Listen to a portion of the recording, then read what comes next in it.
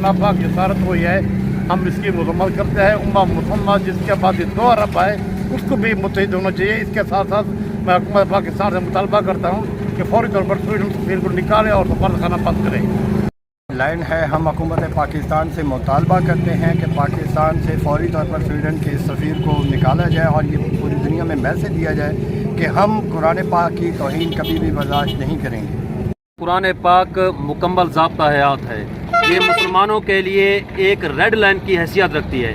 इसकी बेहुरमती ना आज बर्दाश्त कर रहे हैं, ना आइंदा बर्दाश्त की जाएगी।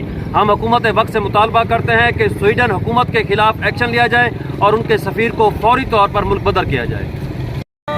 कुरान वो किताब है,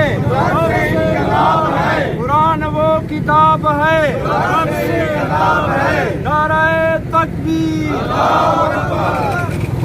नाराए तकबीर, नाराए तकबीर, नाराए रिसालत, नाराए रिसालत। में जो कुरान पाक को जलाया गया है, हम इसकी भरपूर मजम्मत करते हैं और पाकिस्तान के हुक्मरान से मुतालबा करते हैं कि स्वीडन के सफ़ीर को यहाँ से निकाला जाए। हम कुरान शरीफ की बेहुरमती कतन भी बर्दाश्त नहीं करेंगे। बिस्मिल्लाहिर्रहमानिर्रहीम।